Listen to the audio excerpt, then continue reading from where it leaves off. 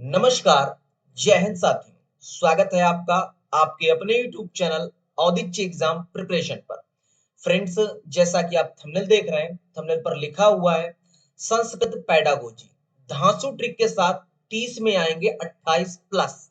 दोस्तों, ये वीडियो उन सभी अभ्यर्थियों के लिए उपयोगी सिद्ध होने वाली है जो अपने आप को संस्कृत में कमजोर समझ रहे हैं, जो सिर्फ मान रहे हैं कि मेरा संस्कृत सब्जेक्ट वीक है, या उन अभ्यर्थियों के लिए दोस्तों ये वीडियो उपयोगी सिद्ध होने वाली है जो संस्कृत में प्रश्न का अर्थ नहीं निकाल पाते हैं। तो ये वीडियो अप्रोच बनाएगी कि बिना अर्थ जाने, आप बिना संस्कृत के प्रश्न का अर्थ जाने आप कैसे उत्तर तक पहुंच सकेंगे। इसको रट लिया दोस्तों, इस वीडियो के यदि आपने पूरा देख लिया और रट लिया और समझ लिया दोस्तों, 28 प्लस मार्क्स आना तय है। दोस्तों, बिना समय गवाए हुए वीडियो की तरफ चलते हैं। दोस्तों, इस वीडियो के अंदर मैं आपको क्या क्या पढ़ाऊंगा उसको पहले बताता हूं। दोस्तों देखो, पहले तो आपका सब्जेक्ट जो टॉपिक है वह कौन कौन से, आप उसको देख लो कि संस्कृत शिक्षण शास्त्र पेडागोजी जो आपकी 15 नंबर की आती है, उसमें दोस्तों आपको क्या क्या देखना है। संस्कृत शिक्षण के उद्देश्य क्या है, एक बात आप सभी लोग अपने मन मस्तिष्क में बिठा लो, अपने दिमाग में बिठा लो कि संस्कृत की जो पेडागोजी है, जो हिंदी की पेडागोजी है, बिल्कुल सेम है। अंतर मात्र इतना कि हिंदी की पेडागोजी हिंदी भाषा में लिख के आएगी, संस्कृत की पेडागोजी संस्कृत भाषा में लिख के आएगी। अब संस्कृत भाषा में लिख के आएगी, यही आपकी दिक्कत है, और इस दिक्कत का सोल्यूशन मैं आपको बता रहा हूं कैसे आप बिना अर्थ जाने आप अपना उत्तर लगा लेंगे। दोस्तों, संस्कृत शिक्षण उद्देश्य क्या क्या है, भाषा कौशलम क्या है, भाषा कौशल क्या है, भाषा का स्वरूप क्या है, शिक्षण विधियां कौन कौन सी हैं, शिक्षण सूत्र कौन कौन से हैं, संस्कृत शिक्षण का सामान्य सिद्धांत कौन कौन से होते हैं, भाषा अधिगम और भाषा अर्जन क्या है, बहुभाषिकता, उत्कृष्ट लेखनम और भाषा विकास क्या है, अधिगम अक्षमता, संस्कृत में डिसलेक्सिया कैसे लिख के आएगा, ये सब आप सीखेंगे इस वीडियो के अंतर्गत। कहानी कथनम, कविता कथनम से किस तरीके से प्रश्न बनेंगे, इन सभी टॉपिक से किस तरीके से प्रश्न बनते हैं और उनको आप कैसे हल करेंगे, चलिए स्टार्ट करते हैं। साथ ही साथ दोस्तों, इस वीडियो के अंतर्गत मैं आप सभी लोगों को बताऊंगा कि वह शब्द जिनको देखते ही आप कुछ अर्थ पता हो तो बढ़िया, और ना पता हो तो बढ़िया, लगा देना आंसर पे, आपका सही हो जाएगा। वही ऑप्शन मार के आ जाना, आप गोला भर के आ जाना, ओमार सीट पे, आप ओमार तो है नहीं, इस बार ऑनलाइन है, ऑनलाइन पे लगा देना ऑप्शन, बिल्कुल सही हो जाएगा। दोस्तों, साथ ही साथ वह शब्द, कठिन शब्द मैं आपको बताने वाला हूं कि जिससे आपको पता चल जाएगा कि आप वह अर्थ तक पहुंच जाएंगे कि आपको लगेगा कि ये अर्थ नास्ति माने नहीं है होता है, कि चा मतलब क्या होता है, समीचीनम मतलब क्या होता है। तो संस्कृत के कुछ चुनिंदा शब्द जिसको मैं बता दूंगा तो आप पूरा अर्थ भी निकाल सकते हो, अप्रोच बना सकते हो अपनी। चलिए स्टार्ट करते हैं। संस्कृत शिक्षण उद्देश्यान। संस्कृत शिक्षण के क्या उद्देश्य हैं, ये लिखा जाए। उद्देश्यान लिखा हो, उद्देश्यानः लिखा हो, श्यामः लिखा हो, यानी कि संस्कृत में कुछ भी लिखा हो, आप ये समझ जाना कि संस्कृत शिक्षण उद्देश्य लिखा हो, इतना तो आप पकड़ लोगे ना। उद्देश्य लिखा हो, संस्कृत शिक्षण से उद्देश्य, तो आप समझ जाओगे संस्कृत शिक्षण के उद्देश्य की कौनो बात कर रहा है प्रश्न। फिर आप ढूंढना प्रश्न में कि संस्कृत शिक्षण के निम्नलिखित उद्देश्य होते हैं। शुद्ध उच्चारणम, श्रुतुलेखनम, अनुलेखनम, अभ्यासम करोति, अर्थाग्रहणम, यानी कि किसी भी भाषा को पढ़ने के लिए यही तो उद्देश्य होने चाहिए कि बालक शुद्ध उच्चारण कर सके, बालक सुनकर लिख सके, बालक अनुकरण करके लिख सके, बालक अभ्यास कर सके, और बालक अर्थ को ग्रहण कर सके जो पढ़ाया गया। यही तो होना चाहिए किसी शिक्षण का उद्देश्य। तो भाई, संस्कृत शिक्षण का उद्देश्य क्यों चेंज कर रहे हो, कुछ नहीं होगा, बस ये यही शब्द संस्कृत में लिख के आ जाएंगे। ये शुद्धम उच्चारणम करोति लिखा हो, या श्रुतुलेखनम उच्चारणम भवति लिखा हो, यानी कि आप समझ जाना, कीवर्ड पकड़ो, शुद्ध उच्चारणम, श्रुतुलेखनम, अनुलेखनम, अभ्यासम, अर्थाग्रहणम, इतना पता, आपका काम हो गया। इस तरीके का 1 नंबर का प्रश्न आता है हर बार, ये आपके टैग वर्ड रहे, ये दिख जाए, आप लगा देना। नेक्स्ट टॉपिक पर चलते हैं कि संस्कृत शिक्षण शास्त्र भाषा कौशलम। संस्कृत शिक्षण शास्त्र में भाषा कौशल कौन कौन से होते हैं? पहले तो जानो हिंदी में भाषा कौशल कौन कौन से होते हैं। हिंदी में भाषा कौशल यही तो होते हैं ना, सुनना, बोलना, पढ़ना और लिखना, शुभोपली, यही तो होता है। तो भाई संस्कृत में क्या होंगे? संस्कृत में सुनना को क्या बोलते हो? श्रवणम बोलते हो। सुनना को श्रवणम बोलते हो। बोलने को संभाषणम बोलते हो। संभाषणम या वाचनम बोलते हो। वाचनम बोलते हो। पढ़ना को पठनम बोलते हो और लिखना को लेखनम बोलते हो। इतनी सी बात है बस, देख लो भाई। भाषा कौशल निम्नलिखित 4 प्रकार के होते हैं संस्कृत में: श्रवणम, संभाषणम, पठनम, लेखनम। श्रवणम, संभाषणम, पठनम, लेखनम। सुनना, बोलना, पढ़ना और लिखना। आपके प्रश्न में उत्तर प्रश्न क्या लिख के आएगा कि भाषा कौशलम किम अस्ति? आप लिखो, आप ऑप्शन देखना, किम नास्ति, इनमें से कौन सा भाषा कौशल नहीं है। तो देख लेना, चारों ऑप्शन होंगे, एक हंसना लिखा होगा तो हंसना हटा देना, हंस धातु से बनेगा तो हंसना हटा देना। इन 4 में से आपके होंगे और नहीं होगा कोई भी।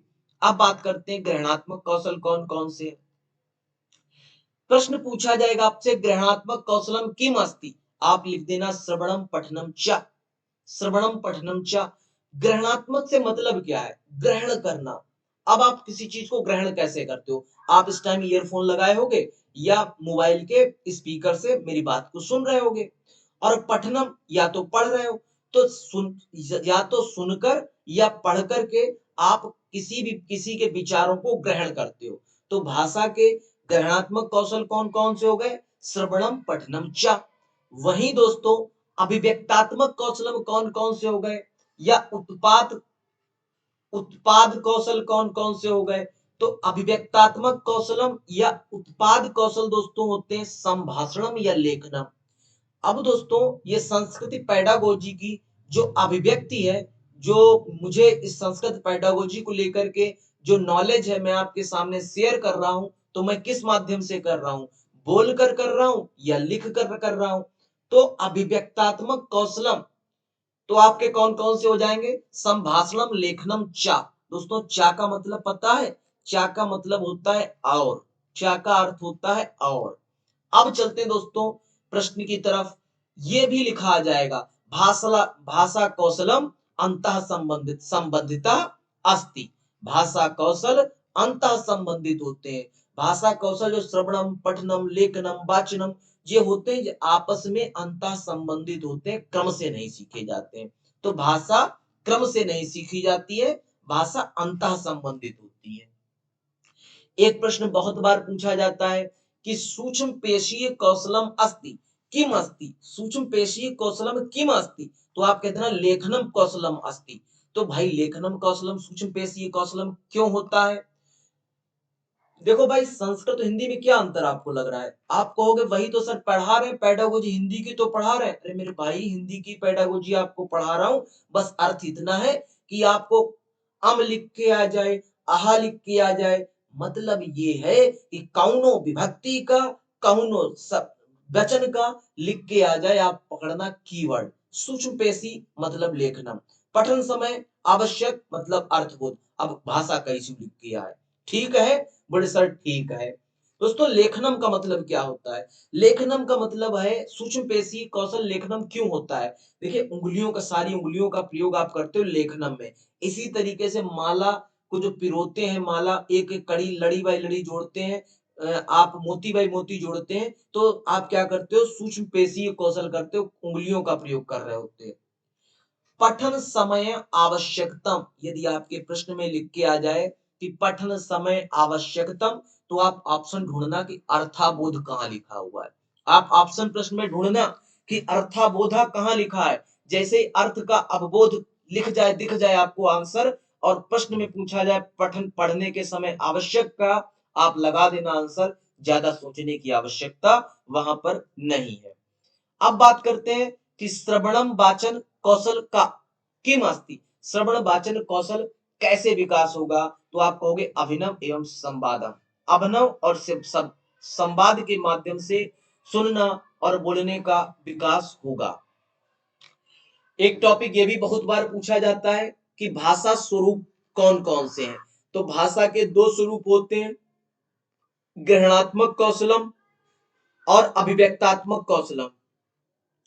ग्रहणात्मक कौशल कौन कौन से होते हैं? श्रवणम और पठनम। अभिव्यक्तात्मक कौशल कौन कौन से होते हैं? संभाषणम या वाचनम और लेखनम। चा का मतलब होता है और। अभी भी इसको अच्छे से समझाया था। ये प्रश्न जरूर आएगा दोस्तों, 5 स्टार प्रश्न है, हर बार आता है, इस बार भी आएगा।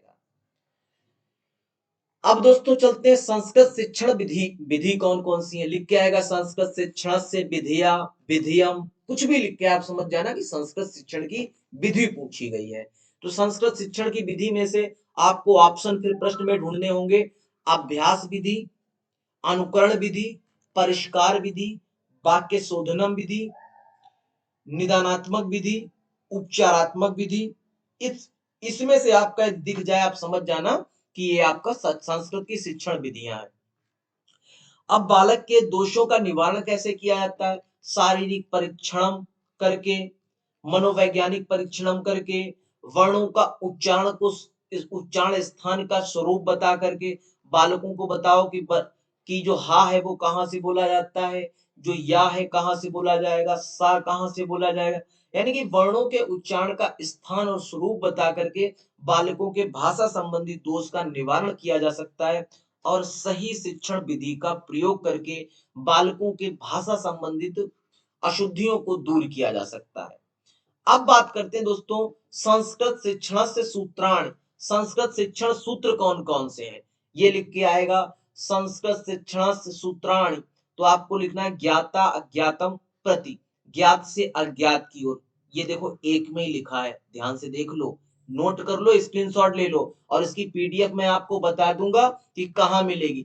100+ लाइक्स दोस्तों करिए, मैं इसकी पीडीएफ बिल्कुल फ्री ऑफ कास्ट में अपने टेलीग्राम चैनल पर अपलोड कर दूंगा। 100+ लाइक्स चाहिए इसके लिए। स्थूलात सूक्ष्म, सूक्ष्म प्रति, स्थूल से सूक्ष्म से स्थूल की ओर। सरलात कठिनम प्रति, सरल से कठिन की ओर। आगमन आगमन निगमनम प्रति, आगमन से निगमन के ओर। विश्लेषणात्मक संश्लेषणात्मक प्रति, पूर्णांश प्रति, पूर्ण से अंश की ओर। तो इस तरीके से शिक्षण सूत्र आपके हो गए। लिख के इस तरीके से आएगा, देख लो प्रश्न में कैसे लिख के आएगा पेपर में, और वही सूत्र जो आप हिंदी में पढ़ चुके हो हिंदी के लिए। संस्कृत शिक्षण के सामान्य सिद्धांत कौन कौन से होते हैं? ये आपको दोस्तों मैं आपकी अवधारणा विकसित कर रहा हूं कि पेपर में आखिर किस तरीके से आपसे प्रश्न पूछा जा सकता है। तो स्वाभाविकताया, रुचि, एकता सहभागिता, भावनात्मक अभिव्यक्ति, सक्रियता, व्यक्तिगत विभिन्नता, चयनम और अनुपात क्रमम। यह विकल्प आपको कहीं पर भी दिख जाए, स्वाभाविकता, रुचि, एकता सहभागिता, भावनात्मक अभिव्यक्ति, सक्रियता, व्यक्तिगत विभिन्नता, चयनम या अनुपात क्रमम, आप समझ जाना दोस्तों ये आपका शिक्षण सूत्र से प्रश्न बना है। चलिए भाई नेक्स्ट टॉपिक पर कि भाषा अधिग्रहण। भाषा अधिग्रहण क्या है? मातृभाषा ही भाषा अधिग्रहणम। क्या होता है भाषा अधिग्रहण या भाषा अर्जन? दोस्तों भाषा अधिग्रहण बालक कहाँ सीखता है? मातृभाषा, बालक की जो मातृभाषा होती है उसे ही भाषा अधिग्रहण करते कहते हैं। मातृभाषाया भाषा अधिग्रहणम अस्ति, या इस तरीके से आप कुछ भी लिख के आए, आपको कीवर्ड ढूंढना है मातृभाषाया कहाँ लिखा है। जैसे ही मातृभाषा आपको दिख जाए, आप प्रश्न आगे पढ़ो ही मत, लगा दो आंसर, मातृभाषा आपका प्रश्न सही हो जाएगा। दूसरी बात, समाज द्वारा भाषा को अधिग्रहण किया जाता है। समाज के द्वारा भाषा, जब बालक जन्म लेता है तो परिवार में होता है, परिवार ही बालक का प्रथम समाज है। इस तरीके से बालक भाषा को अर्जित जो करता है, भाषा अधिग्रहण से तात्पर्य दोस्तों है भाषा को अर्जन करना। तो भाषा अर्जन कैसे करता है? बालक समाज के द्वारा करता है और अनुकरित करके करता है।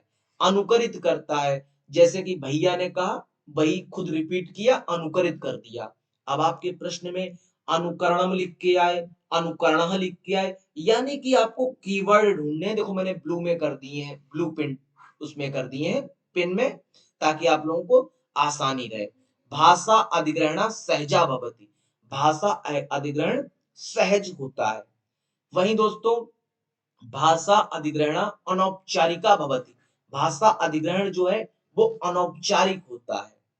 अब बात करते हैं दोस्तों कि भाषा अधिगम, भाषा जो अधिगम है, भाषा का अधिगम विद्यालय द्वारा किया जाता है। किसके द्वारा किया जाता है?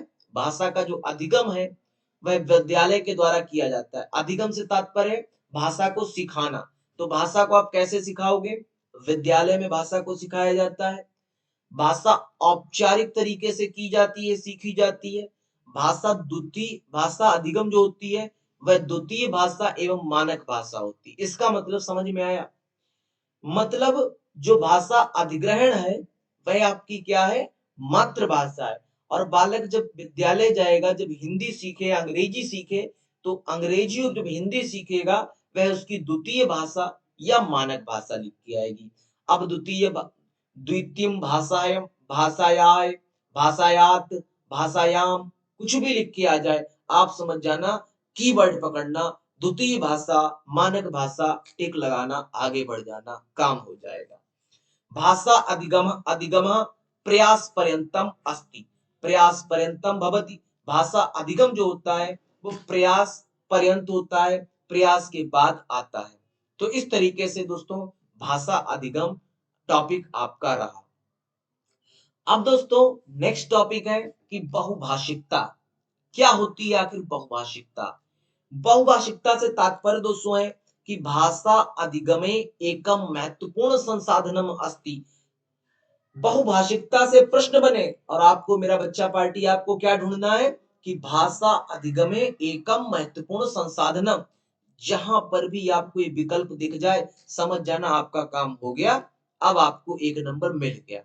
तो भाषा अधिगम एक महत्वपूर्ण संसाधन होता है, भाषा अधिगम एक महत्वपूर्ण संसाधन होता है। वही दोस्तों बात करूं यदि बहुभाषिकता से संज्ञानात्मक विकास होता है। जो बहुभाषिकता है उससे दोस्तों क्या होता है? उससे बालक में संज्ञानात्मक विकास विकसित होता है। तो दोस्तों इस तरीके से बहुभाषिकता से प्रश्न हो, ये दो विकल्प आपको, ये दो कीवर्ड आपको ढूंढने हैं। अब बात करते हैं दोस्तों उत्कृष्ट लेखनम। उत्कृष्ट लेखनम व्याकरणम के सुधार से, व्याकरण के सुधार से उत्कृष्ट लेखन किया जाता है। यदि व्याकरण जितनी अच्छी आपकी व्याकरण की अवधारणा बालक की अच्छी होगी उतना ही अच्छा उसका उत्कृष्ट लेखनम होगा। तो उत्कृष्ट लेखनम से प्रश्न बने, आपको क्या ढूंढना है? व्याकरणम ढूंढना है। उत्कृष्ट लेखनम से प्रश्न बने, आपको ढूंढना है व्याकरणम। अब बात करते हैं दोस्तों भाषा विकास।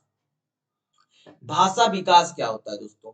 तो भाषा विकास दोस्तों आप बात करेंगे तो अभिव्यक्ता, भाषा विकास अभिव्यक्ति के द्वारा होता है, भाषा प्रयोग के द्वारा होता है और अवसर के द्वारा होता है।